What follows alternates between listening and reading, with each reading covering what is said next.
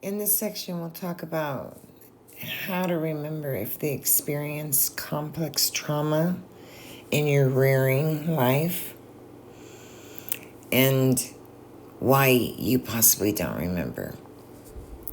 That's an important question, and it belongs carefully in a trauma discussion, not because not remembering does not automatically mean complex trauma occurred, and remembering is not required to validate present struggles, right? So we need to make a clear distinction there. Many people ask, what if I don't remember my childhood clearly? What if there's a huge piece or gap that's missing? How would I know? Memory and trauma are very complicated. When children experience prolonged stress or unpredictability, emotional neglect, or chronic conflict, instability, or even overwhelming experiences, the brain sometimes prioritizes survival over detailed memory storage. And so memory can become fragmented or fuzzy, emotional, body-based, or inconsistent. So that does not prove that trauma by itself occurred, but it can happen in some people with chronic stress histories. So for the video's sake, I'd like to include, what if I don't remember my childhood? And I want to pause here because many people hear discussions about trauma and immediately think, I don't remember much. Nothing terrible happened. I can't recall my childhood clearly, right? Well, first, not remembering is not proof something awful occurred, and remembering everything is not proof nothing occurred. Human memory is complicated. Children adapt, brains prioritize survival, and sometimes people remember events. Sometimes they remember feelings, sometimes only body sensations, sometimes patterns, sometimes nothing obvious at all. And uncertainty can be very, very frustrating. Instead of maybe asking, what happened?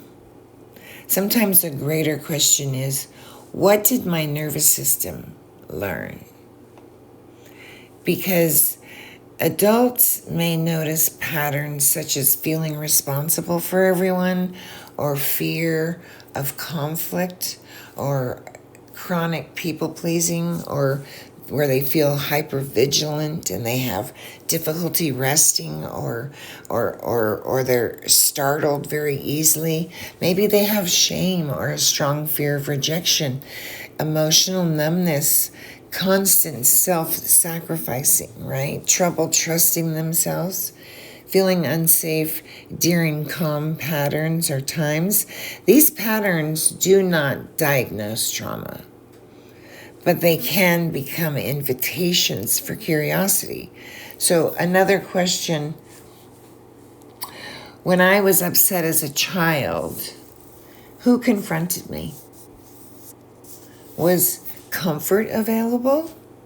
Was emotions a welcomed thing? Was I ignored, punished, mocked, fixated on? Was I dismissed?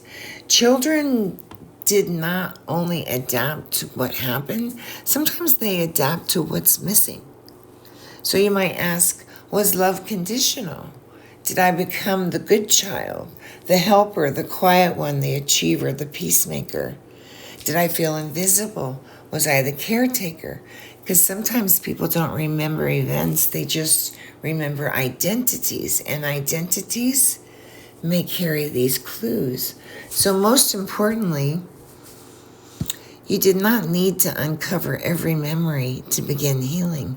Healing may start with, how do I feel now? What does safety feel like to me now? What happens in my body during conflict? What patterns are still repeating, right? Because the goal isn't focusing on memories. The goal is understanding yourself compassionately.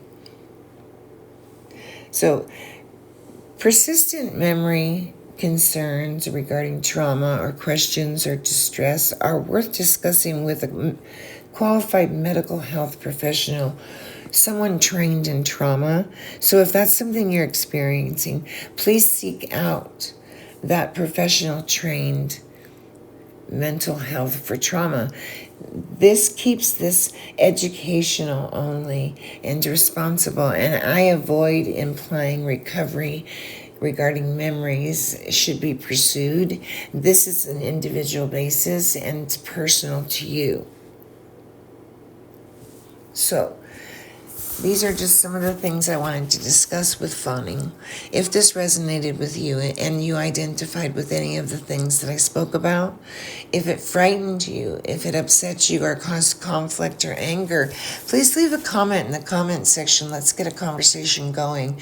Because I know for me, as a trauma nurse of 39 years and a respiratory therapist, they didn't teach us about fawning in nursing school. And it is a normal survival response. So until next video and the next teaching, namaste everybody. Thanks for watching. Have a very, very blessed day.